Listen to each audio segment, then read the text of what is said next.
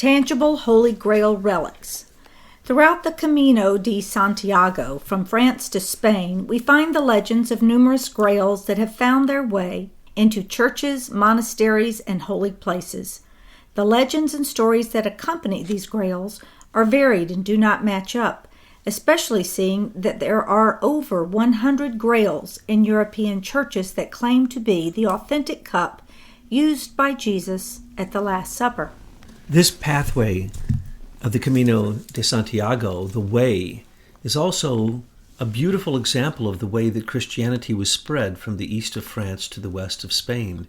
And on the way, the miracles that accompanied the three Marys and Sarah and St. James and others were written into the landscape of Aquitania, the land of Languedoc, this land of the Grail mysteries and romance mysteries, which then became the seat of spreading these beautiful stories that people then would come and experience directly by seeing the relics of Mary Magdalene or St. Sarah or St. James, the brother of Jesus.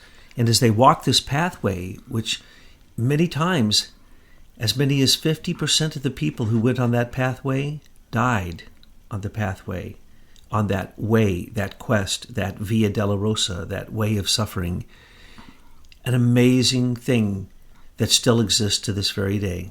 The habit of creating third-class relics by touching first- or second-class relics became very popular in the centuries after Jesus. It seemed that Christians needed something tangible from this world to help them believe in a person who lived long ago and now rules invisibly from another world. Even the bones of saints became a touchstone for those early Christians needing proof of the Spirit. This desire to have relics became so profound in the Catholic Church that the communion could not be said unless it was on an altar that had a relic, an authentic relic of the saints embedded into that altar. Relics gave some type of authorization for the Catholic Church, the Roman Catholic Church, and the Eastern Orthodox churches, Greek and Russian, to carry on the transmission of the apostolic transmission of the very saints who contacted Jesus. So anything that contacted Jesus of Nazareth, whether it be a saint, whether it be any of the holy blood relics, or these grails that we just mentioned, many, many grails. And sometimes it was that they went and touched the original grail, which was considered to be at this point the grail of Chalice of Valencia, or the grail of Urraca. These type of grails could touch another grail, and then they could use it in the Holy Communion, in the Holy Eucharist, as if it were the real chalice that Jesus used at the Last Supper. And anything that touched Jesus, especially if his blood touched it, then became so holy and so sacred that people would literally give up their lives to go on the path, this quest, so that they could see these holy blood relics or the relics of saints, so that they could have some direct contact with that which was the most sacred that they knew in their lives. Arthurian legends were also written in France, and they began with stories of Joseph of Arimathea, the Grail, Longinus, the spear, and their miracles and the spiritual sustenance associated with these Grail relics. It is so shocking when you begin to study the Arthurian legends to find that they start with Joseph of Arimathea and Longinus, the spear and the chalice. But that is where the traditions came from, and even though they were written in France, particularly by Roger de Boron and Cretin de Troyes, these stories related to Christianity, and they related to these mythologies and these legends that were so profound that they basically subsumed all the previous pagan references to the sun god or the solar hero, and the way that solar hero gives up of his life, his body and his blood, so that the land can be resurrected every year, so that the vegetation can come back to life. And when the Grail is not tended by the proper Grail king, as we see in these stories, and Fortis is wounded, then the entire 60 miles around the Grail castle is desolate and will not grow, because if the Grail king is not serving the Grail, then it cannot serve the land and the people. Courtly love was a way to turn the soldier, knight, of the Grail into a seeker of the Grail who ultimately became a guardian or protector of the blood mysteries. The chivalrous knight vows allegiance to the ladies of the Grail, who are the Grail maidens or the keepers of the Grail. And that is what links Arthurian legends, which turn chivalrous knights who take vows of fealty for their court of King Arthur, and the Round Table, which is centered on Guinevere because the Round Table came through Guinevere. So these chivalrous knights are actually taking the path that Longinus took, the centurion who pierced the side of Christ out of love and mercy so that the blood would flow, showing that Christ had already died. This path of the Grail Knight, this quest, is the same quest that Longinus was on. And that's why the initial stories are all about Joseph of Arimathea and Longinus. It's about a spear and a vessel. Joseph of Arimathea had the Grail vessel, some type of cup or vessel that he caught the blood of Christ while he was on the cross in that vessel and preserved it, while Longinus had the holy blood relic of the spear that lanced the side of Christ in mercy. And these two were always kept together. And in the ancient pagan religions and mythologies, there are references to the Grail maidens carrying a spear, and that spear from its tip has blood dripping, and another Grail maiden will be carrying a platter or a vessel, a grail, to catch that blood. And sometimes in the old stories, it was actually a platter and the head of a person on that platter with the blood dripping from the spear on it, which represented John the Baptist being beheaded for Herod and Salome. And so these mysteries of the ancient Celts and the Mabinogian and the Norse mythology and many, many, many pre-Christian stories are all congealed into the holy blood relics of Jesus of Nazareth. Ancient beliefs coincide with Christian beliefs because they are describing the same spiritual realities that eventually came to pass. The Finnish Kalevala, for example, makes a clear prediction about Jesus of Nazareth at the end of the epic long before Christian times. A clear foreknowledge of spiritual realities yet to manifest is predicted in most ancient beliefs and can be found united in Christian beliefs, legends, and tales. And these things are very real.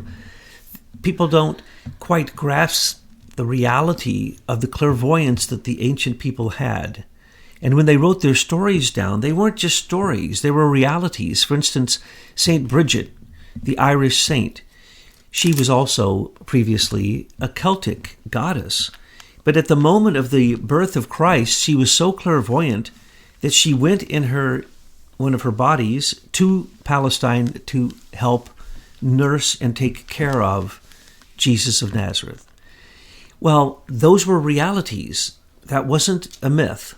That was a direct clairvoyant experience of a being from the past of these ancient pre-Christian, what they would call pagan mysteries, that particularly being Celtic, that had a prefiguring and a direct clairvoyant knowing, even at the time that it happened, of spiritual realities. So the Kalevala, Wainamoinen, the great singer who brings all of creation into reality by singing it, at the end of the Kalevala has to leave because he realizes that this child of Mariata is going to be the new king and that he needs to leave. His time has passed. The time for creationism was gone, and now a new age of Christianity would come. And he knew that though he had the power to sing anything into being or to dissemble it with his songs and all these wonderful, beautiful runic spells that he had in his words and his songs, he realized that he was nothing in comparison to the real being that was to come, which is a reference to Jesus of Nazareth, and there's a clear description at the end of the Kalevala of that. It's very instructive to study the beliefs of the past and understand how the crucifixion of Jesus becomes the most important moment in human spiritual evolution. The divine deed of the death of Jesus becomes the turning point in human history. The awakened consciousness of the human being from that time forward became able to seek and find the Holy Grail through their own spiritual striving, the way. Each of us can redeem the expulsion from paradise and attain the spiritual tools for ascending back to heaven. This is so critical that we understand that this is not Christianity we're speaking about. We're speaking about the higher self, what we would call the Christ in self, and that is beyond any religion. It is not a Christian experience. It is a direct experience that the human being has. For instance, if you are on the way, if you're on the path, the quest for the Holy Grail, you're actually on the quest for your higher I. And at the time of Christ's crucifixion, it was the turning point of time when the ego identity, the personality, the individual personality, the I am, the I of the individual that goes from one life to the next, finally was able to birth its own independence at that moment. And that's why it was the turning point of time, and that's why Christ could then come into Jesus of Nazareth and bring a cosmic I am, a cosmic ego expression in a perfect way, in a perfect archetype, from the divine into the human, for us to then have as our example. So we fight that fight of the soldier of the Grail when we enter into our own body, and when we fight the gray shadow thoughts of materialism. You are fighting a dragon. When you fight the material form of thinking that is turned into what we call science, which is nothing more than another mythology, another belief, that type of science that is mechanistic, that believes that the cosmos is a clock that will wind down, is the antithesis of human I am, the antithesis also of the cosmic I am. And when you reach the I am, then you reach the Grail, and then that Grail can become open to receive the cosmic I am. But it can only happen once you tame the dragon that wishes to consume that Grail in your heart, the dragon of your lower desires. And until you become a true warrior that can tame that dragon, just as Longinus had to turn from war and turn to love, or St. George had to tame the dragon, or the Archangel Michael had to conquer Lucifer, then that battle still rages in your human body. Who does the Grail serve? The Grail is often described as emitting brilliant light from something descending from above and overfilling a vessel. This Grail also feeds every true need of those who witness it, including nourishing the body, soul, and spirit. Each person experiences the Grail differently, and it must be sought after and is seldom attained until great quest, purification, and oblations have been made before the vision of the Holy Grail. And that is the reason that we built into the Indiana Jones Search for the Holy Grail story the choice between all of the chalices or cups or platters that might be the authentic Grail, the authentic chalice of the Last Supper of Jesus Christ. Well, the question is, would it be ornate? Would it be beautiful? Would it be humble? Would it be broken? What would the Grail really look like to you? It wouldn't matter now, would it? Because the true description that you just gave is that it feeds each person who comes to it what that person needs. So in other words, it will take on the appearance of whatever the person beholding it is believing in their heart is the nature of the Grail. And when have we met the Grail? When is there a moment in our life that we can say we were near something that seemed to be filled with some type of energy, light and love, or beautiful sound or fragrances from above and through something that then when you got near it, you were nourished, you were completely filled, you were renewed, you were resurrected? That would be true mother love. That would be true love of one person for another that is absolutely unending. And when do we find that? We find that when we have the forces of our higher self flowing through us, whether we call that Christ or whether we call that beholding this spirit that fills the Holy Grail. Call it what you will, it will always turn out the same.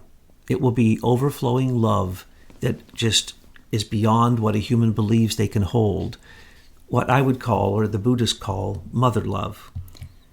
The kingdom of heaven was filled with the light, wisdom, and love emanating from the throne of God.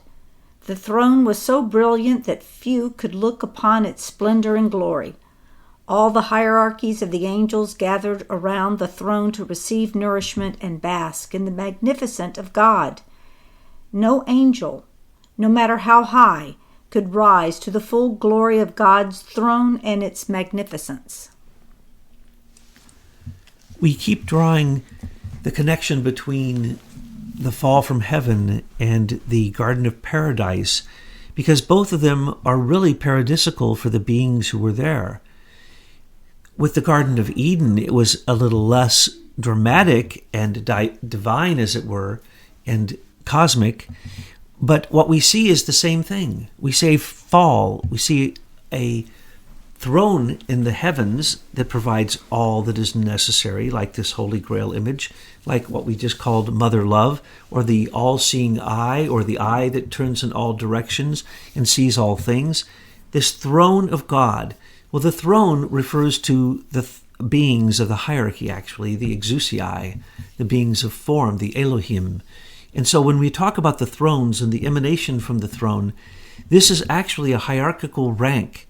And that is what we would call the throne of, oftentimes called the Father God, but I would also say that it's equal to say that it's the Mother God, the Kyrioteites, the beings of wisdom.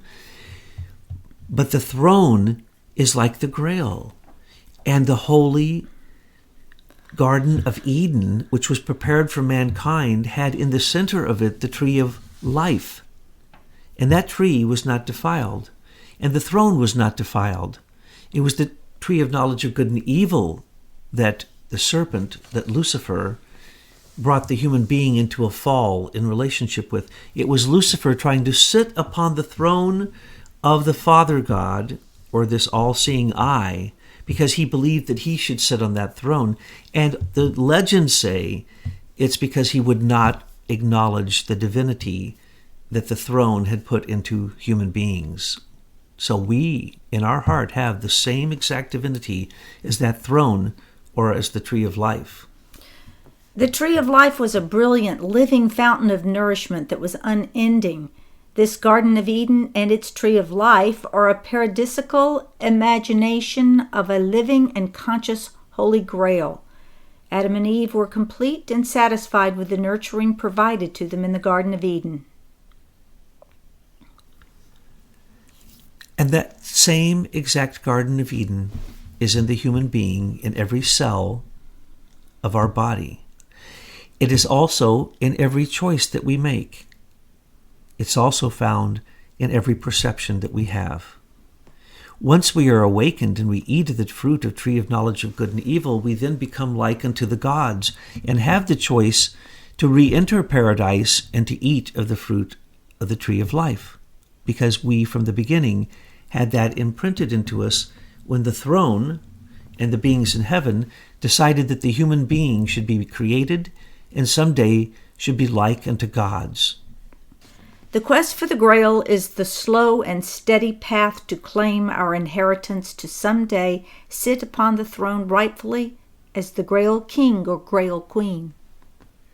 And this is the path of Camino de Santiago on the earth, the path of the humility of Mary the Magdalene traveling the Camino de Santiago all the way to where the brother of Jesus, St. James, was found in Santiago de Compostela.